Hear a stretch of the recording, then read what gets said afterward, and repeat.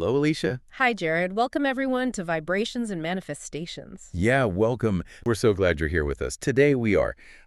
We're really opening up a conversation that bridges some of the most profound areas of human knowledge, really. It really does. We're talking about quantum physics, contemplative neuroscience, and, even those ancient spiritual traditions that have been saying the same thing for centuries. Exactly. And the subject is attention itself. Hmm. I think the real question we're asking today is our gaze just, a passive thing? Or is it the central active mechanism of our reality? It's a deep dive that really forces you to check your own assumptions. I mean, most of us, we operate under the belief that reality is just fixed. Yeah. And we're just here recording the details. Well, like we're just a camera. Exactly. Yeah. But what if that's all wrong? What if your attention is an active collaborator and it's fundamentally defining what becomes real in your life? I love that.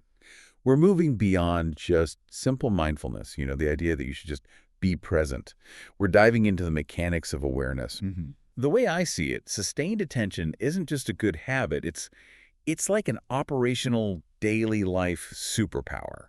It's the highest leverage activity you perform, and most of the time you don't even realize the force you're exerting. And that idea of attention as a force, that's what we need to really explore. The whole core idea that drives this entire conversation is that where you look, reality leans. Where you look, reality leans. I love that. It implies that the universe isn't just showing you some pre-filmed movie. You're actually involved in projecting it, choosing which frames stabilize into form. So our mission today is to unpack that. We want to explore the mechanisms from, the subatomic level all the way up through the neural pathways in our own brains. Yeah. By which sustained focus pressures potential into a defined form. The whole concept hinges on this idea that every single moment we focus, we are collapsing probabilities with our gaze. We're stabilizing one potential future out of countless others. And we're so often doing it by accident. That's the tragedy of our distracted modern life, isn't it? Most of the time, our focus is accidental. It's driven by habit, by anxiety, by whatever culture is telling us to look at. We're collapsing possibilities we don't even want. Just because we've trained ourselves to scan for them. Exactly. This deep dive is about learning to wield that power with real intention. Okay, so let's unpack this first through some really relatable, tangible experiences. Because I find these little anecdotes illustrate just how shockingly fast the quality of your attention can transform the world you perceive. Mm-hmm. Even when nothing on the outside actually changes. Right. The mind needs these immediate felt examples to anchor a massive idea like this. You have to demonstrate it quickly and personally before you can even get to the science. Let's start with a shift from what I sometimes call boredom to beauty.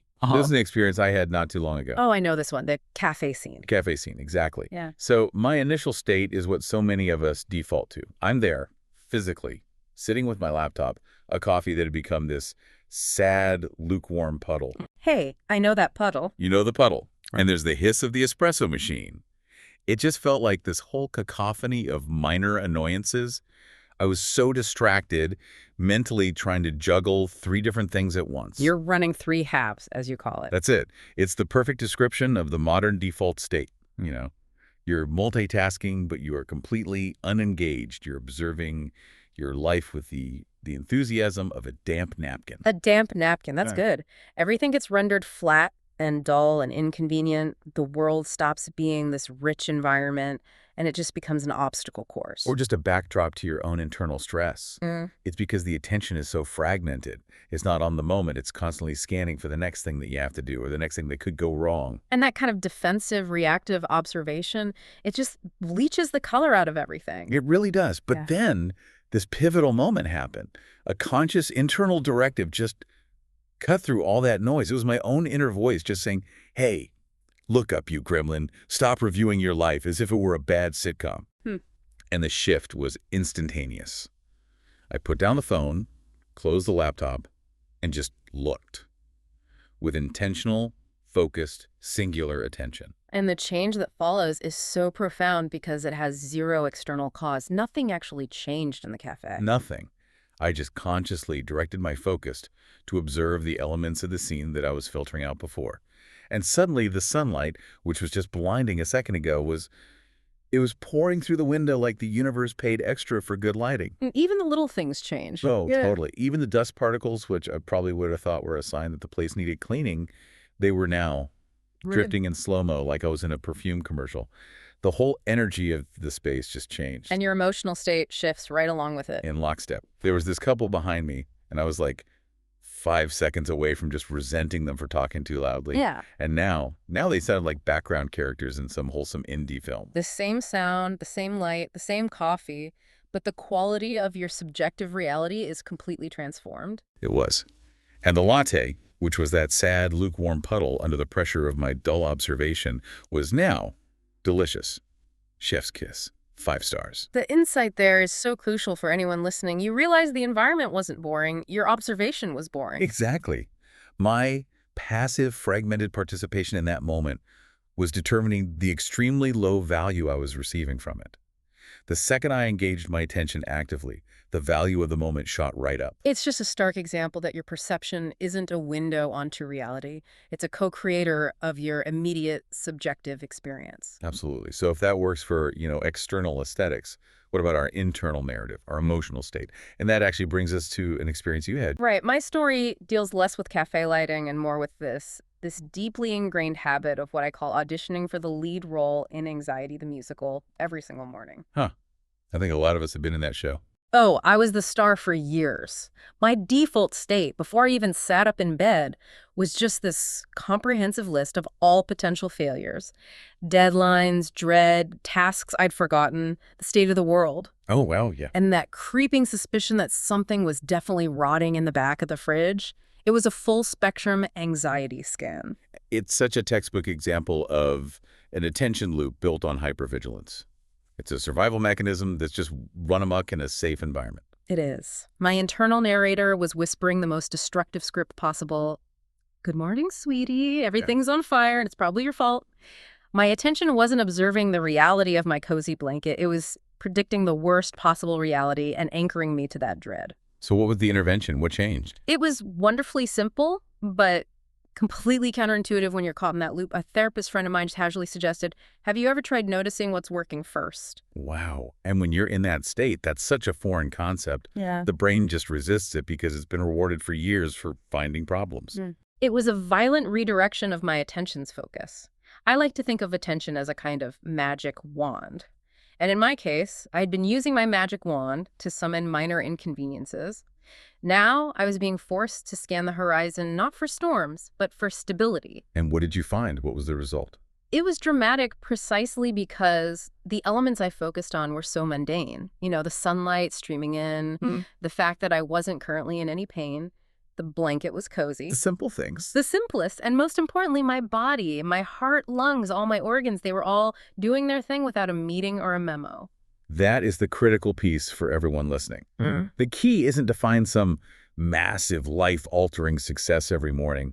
It's about recognizing the simple, functional element. Exactly. By focusing my attention on what was functional and stable rather than what was failing or unstable, the whole emotional tenor of the day shifted. It went from a survival mission to something manageable, even pleasant. That's incredible. And my realization after that was, well, it was the perfect summary.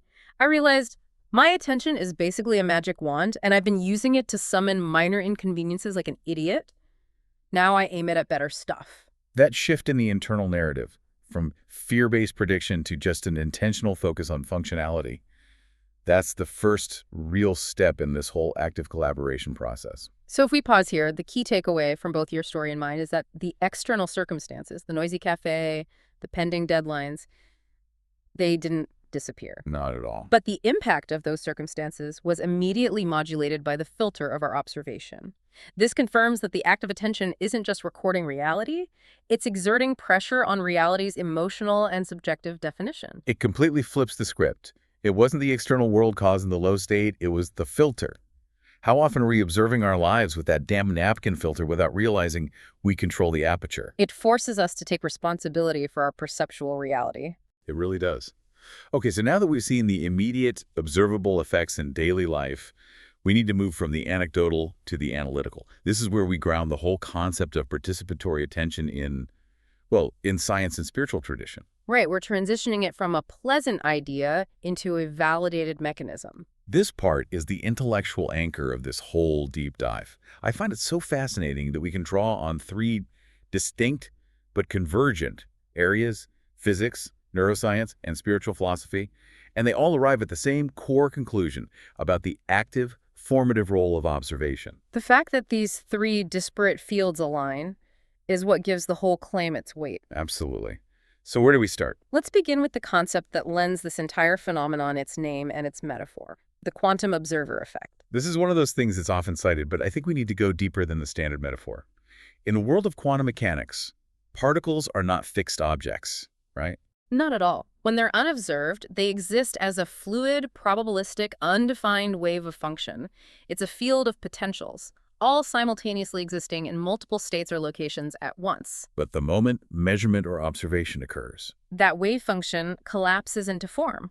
The act of looking, of interacting with the system, forces that particle to stabilize, to choose a single defined location or state from that sea of possibilities. so the observation is inherently participatory. It's not a Mhm. camera passively recording an event, it's an action that actually completes the event. Exactly. We see this conceptually reinforced by interpretations of the famous double-slit experiment.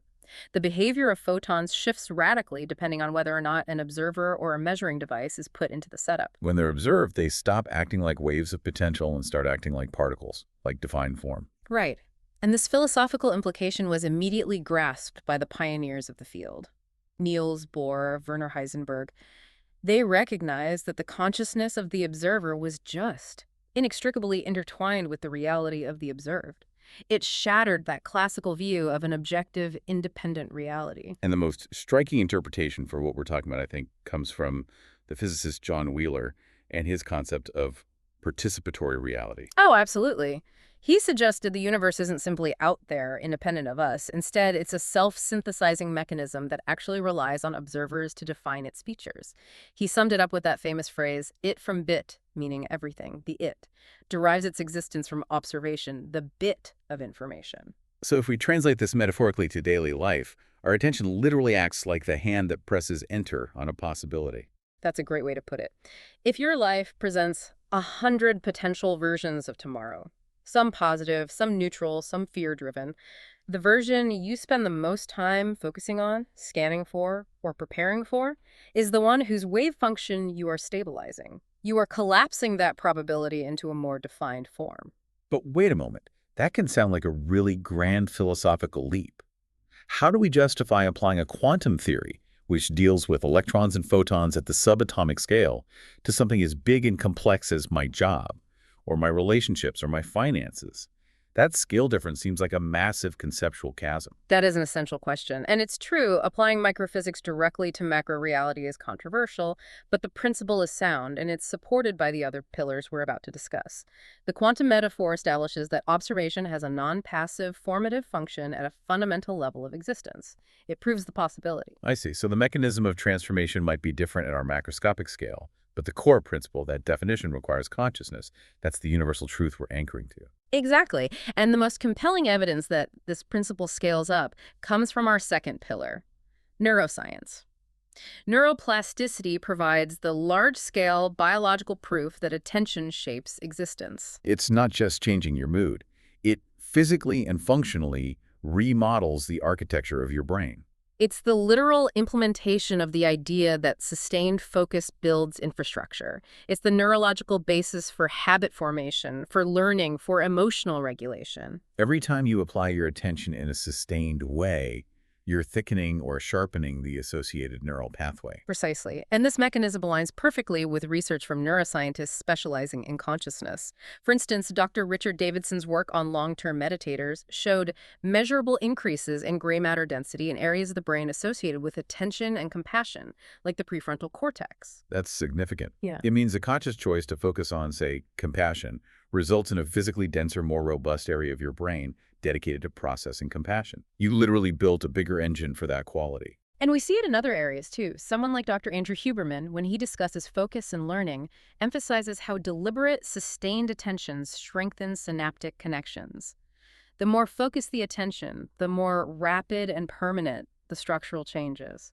Dr. Norman Doidge's work on neuroplasticity is also full of examples of the brain's ability to heal or restructure itself just by redirecting focus away from impaired pathways and toward functional ones. So the brain is constantly building infrastructure based on demand. If you consistently focus on traffic every morning, the injustice, the stress, that whole narrative of delay, that pathway to traffic rage thickens, becomes faster, more automatic, easier to access the next day. Your brain is literally optimizing for rage. And conversely, if you intentionally focus on opportunities or progress or potential, your brain becomes a highly tuned pattern recognition machine for stability and resources. You literally start spotting solutions, connections, and supportive elements that were previously invisible because the neural infrastructure to categorize and process them didn't exist yet. They were literally filtered out by your brain. This moves the whole concept beyond abstract metaphor and makes it physically actionable.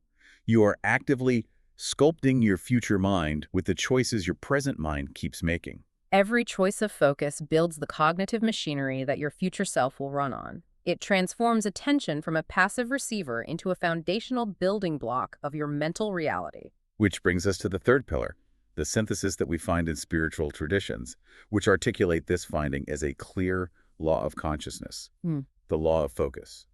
When you look at teachings that span millennia, from Hermetic traditions like the Kabbalion through new thought figures like Florence Scovel Shinn and modern teachers like Neville Goddard or Abraham Hicks, the principle is universally identical. What you give sustained emotional attention to expands. It's the ultimate feedback loop. If you focus on scarcity, you will quickly find more instances of scarcity to validate that focus. Not because the universe is punishing you, but because your attention has become highly skilled at recognizing scarcity patterns. And if you focus on flow, you start recognizing the instances of flow that were always there, but you previously ignored because of that scarcity filter.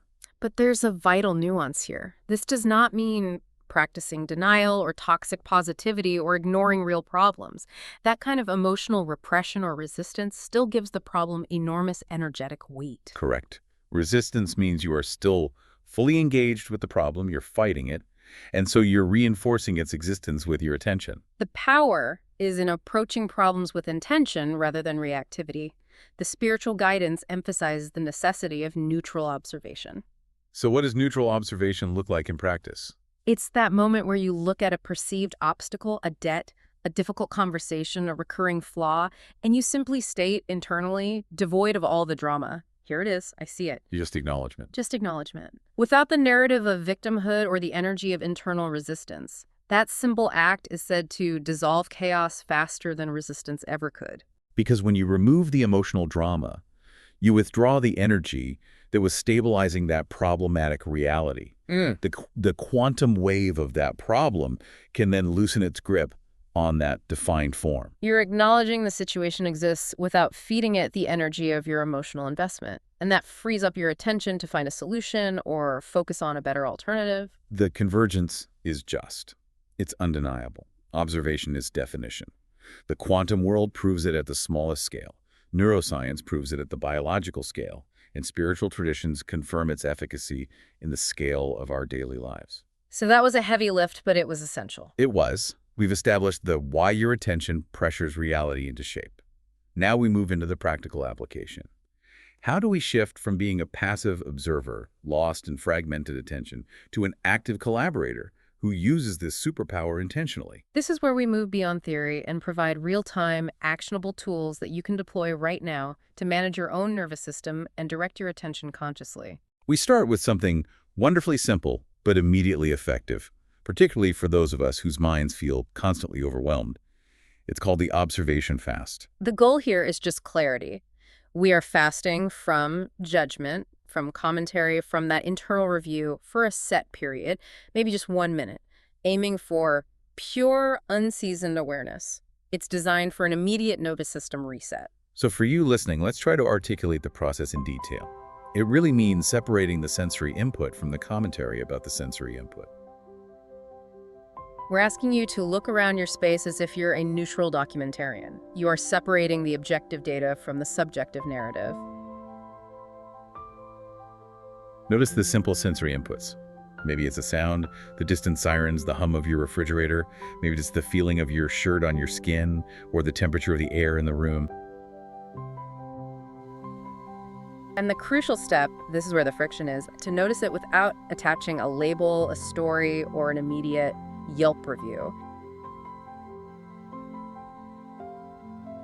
If you see your phone, there's no, I need to check that phone. If you hear a sound, there's no, that sound is annoying. There is only, I notice this input. And this is so difficult because that internal gremlin voice that provides the commentary is relentless. It's constantly trying to write a review of everything you see. That sock is mocking me. My posture is terrible. I should be doing something else. The observation fast is the act of gently but firmly saying, thank you for sharing, but you are not needed for the next 60 seconds. And what happens when you manage to hold that focus for even 30 seconds? You feel this tiny click of calm. That's your nervous system recognizing it finally gets a break from the constant emotional taxation of analyzing and judging. You return to a baseline state of calm, just existing without commentary, like a peaceful houseplant. I love that. And the application for this tool is perfect for those moments when you feel that overwhelm creeping in the traffic jam, the overflowing inbox, the minor chaos at home. Just pause. Observation fast. And reclaim the energy that's tied up in resistance and drama. Okay, next up is the spotlight practice. This is a direct application of that neuroplastic principle we talked about, deliberately lighting up the neural pathways we want to reinforce. This moves beyond just neutralizing the negative and into actively reinforcing the positive. You choose one specific area of your life. It could be a relationship, your health, your finances, a creative project.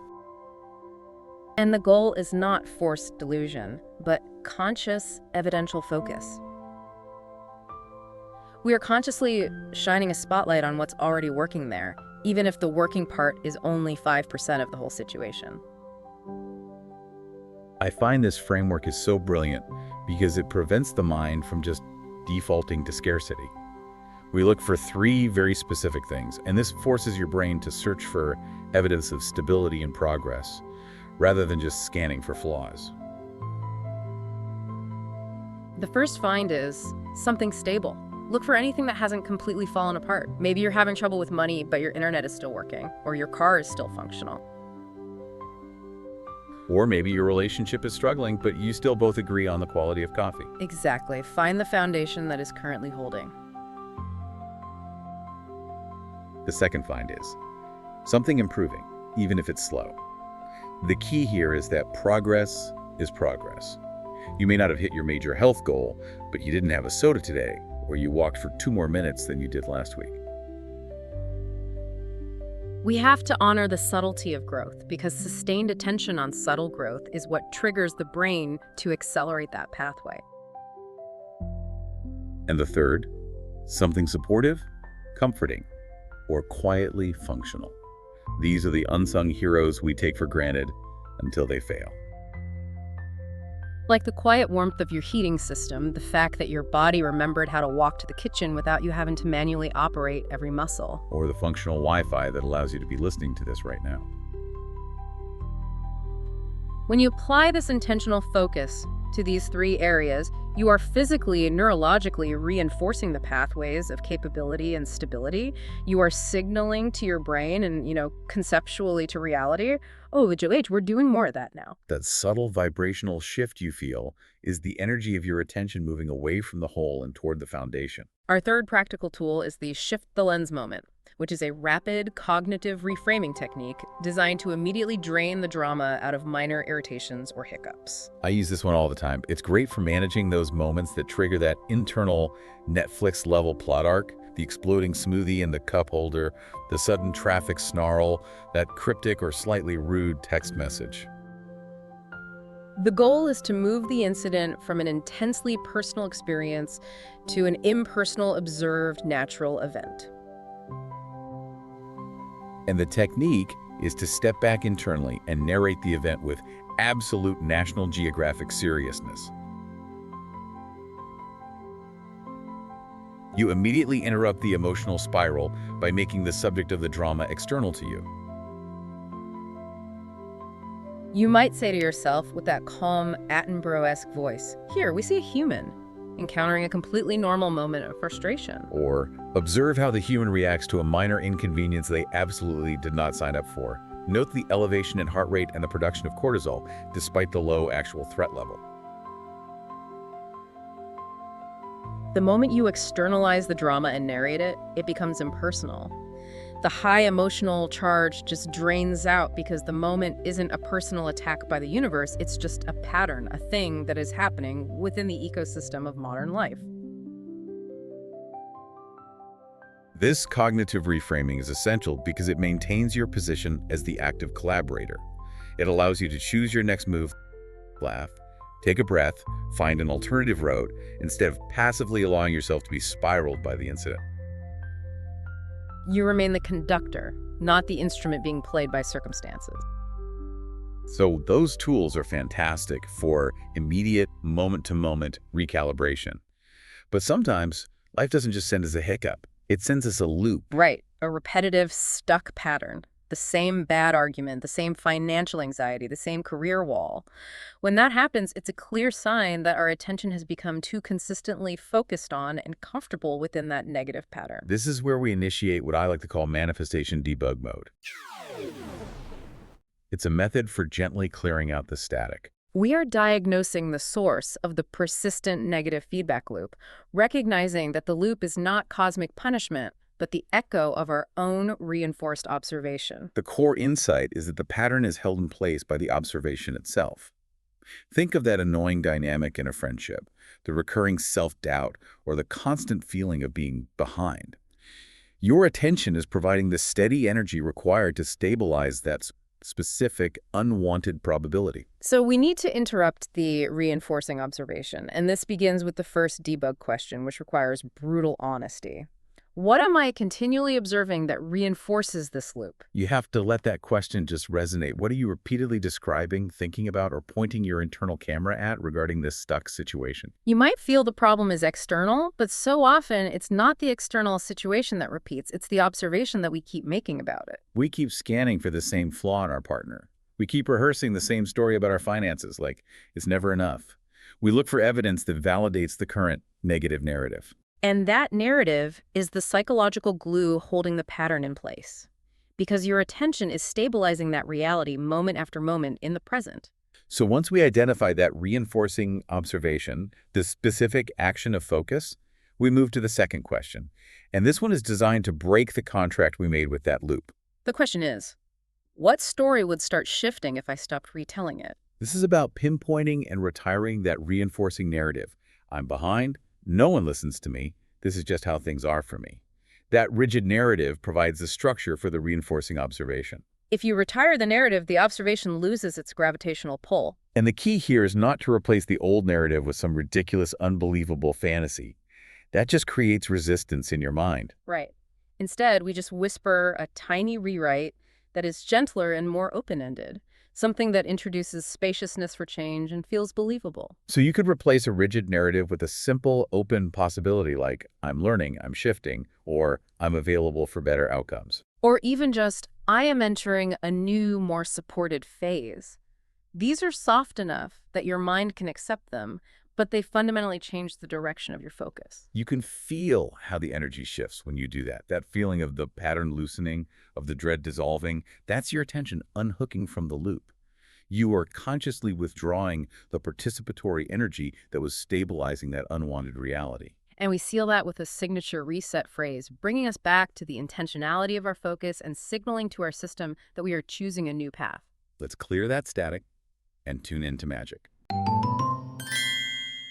That's the vibrational windshield wiped clean, ready for us to choose a new destination. Okay, we've covered the mental and the mechanical tools. Now we shift into the final, most expansive phase, embodiment.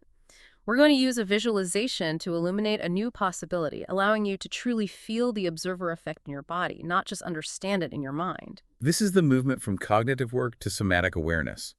It uses that profound quantum metaphor of possibility and grounds it in sensory detail, making the choice tangible and immediate. So we invite you now to take a slow, deep breath in and let it out gently, releasing any residual tension or heaviness you might be carrying from the day's work. If your eyes aren't already closed, you can gently soften or close them now.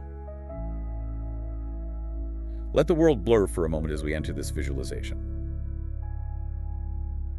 Now imagine you are standing at the edge of a wide, vast, open space. This is not a regular field. It is a luminous field of shimmering possibilities. The atmosphere here is soft, expansive, and full of light. The quiet potential of the universe itself. And spread out before you, stretching into different horizons, you see countless threads of light. Each thread represents a potential reality for your life. A version of yourself built on different choices, different reactions, and most importantly, different observations. Notice how the threads subtly respond to your presence. The field recognizes your awareness. It likes being seen. Now, allow your attention, without any strain or judgment, to drift gently to one specific thread that stands out. It might be a thread associated with feeling lighter, more connected, or more prosperous. Just trust your curiosity, the quiet glow, or the feeling that draws you. You are just observing, just letting your gaze land. As your focus settles, that chosen thread grows instantly brighter. It becomes more defined, more inviting. This is the principle in action. Just by noticing it, you stabilize it. By focusing on it, you call it closer. Your intentional attention is the architect, collapsing that possibility from probability into definition. Now, take one intentional step toward it. Feel the ground beneath you shift from that general field of possibilities into a defined path of becoming. Notice the subtle changes in sensory experience as you commit to this path. The temperature, the lightness, the clarity in your mind. This is the reality you are choosing to stabilize. As you walk along this path, what is the core quality of this reality? Is it ease? Is it capability? Is it grounded confidence? Just observe those impressions without forcing them. This is the version of reality where you are operating as an active collaborator, not a passive victim. Now allow yourself to see snapshots from this reality, little scenes flickering gently around you like holograms. Maybe you see a version of yourself that is more grounded in your relationships, more confident in your work, more joyful in your routine. Simply a version that has successfully collapsed potential into a harmonious, functional form. Let one specific scene become sharper. Take a slow, full breath in as you observe the scene, noticing how it expands. The color gains saturation, sound fills in, the moment becomes tangible. You don't have to strain or force it. Your conscious, intentional observation is the only effort required. Place a hand over your heart right now, physically, feeling your breath beneath your palm. We are grounding this intellectual understanding into a somatic commitment, sealing the knowledge in your body. And silently repeat this profound affirmation, feeling the resonance in your chest. What I observe with love becomes my life. Say it again, softer, but with absolute commitment. What I observe with love becomes my life. Now imagine stepping one small step deeper into that glowing, chosen reality, just enough to signal to the universe and to your own neural pathways, yes, this one. I'm choosing to look at this, and this is where the energy is flowing. Feel the ease and the warmth of that certainty. Take one more deep breath into that chosen space, and as you exhale, let the entire field of possibilities gently fade into a soft internal glow, like a memory that is alive and patiently waiting for you to stabilize it further. When you're ready, gently bring your awareness back to your body, back to the room, and gently open your eyes. Notice how the world looks just a tiny bit different, not because it changed, but because the aperture of your attention changed. That shift, the physical feeling of collapsing probability, it's palpable. It truly connects the scientific concept to the personal felt experience of transforming your state. It does. It moves the entire conversation from interesting philosophy to an operational tool. So let's gather the key insights we explored today and bring them home for you. We stepped into the truth that your attention isn't passive. It's radically participatory. Every moment you observe, every detail you lean toward, every story you repeat, you are actively shaping the version of reality that solidifies around you. We validated this through the convergence of three separate fields: the quantum truth that particles stabilize when observed, the brain science showing that your neural pathways literally rewire to match what you focus on, making your attention the physical infrastructure builder of your future mind, and the law of focus from spiritual traditions, confirming that focused energy is expansive. And we gave you practical tools for conscious collaboration. The observation fast to manage noise and judgment, the spotlight practice to intentionally reinforce stability, and the shift the lens moment to neutralize drama. Plus, the manifestation debug mode showing how persistent loops are simply places where your attention got comfortable repeating the old, unwanted story. If you internalize one thing from this deep dive, internalize this core message. Observation isn't watching, it's weaving. You are not just the witness of your life. You are the artist and the conductor behind the lens. And where you look, reality leans. We encourage you to choose just one area this week to observe intentionally, not obsessively, just consciously. Use the spotlight practice on one relationship, one health goal, or one financial situation. Stop rehearsing the anxiety associated with it and consciously look for the three elements: something stable, something improving, and something quietly functional. Notice what brightens and expands when you view it with conscious appreciation instead of fear or worry. And this leaves us with a final provocative thought to carry forward into your week. If our attention is the mechanism that collapses potential into form, what massive possibilities are we routinely dismissing or leaving undefined simply by prioritizing distraction or focusing 80% of our awareness on rehearsing past mistakes or anticipating future problems? Just consider the sheer amount of mental energy you spend reviewing history or predicting doom. What happens to that field of shimmering possibilities, that quantum field of potential, when the primary filter you use to view it is conscious appreciation, intentional focus, and active collaboration? That is the energy released when you stop spending your superpower on summoning minor inconveniences. The energy you spend on fear is definition. The energy you spend on presence is definition. Choose wisely where you define your reality next. Thank you for joining us for this deep dive into the profound power of attention. Until next time, keep noticing, keep choosing, and keep weaving.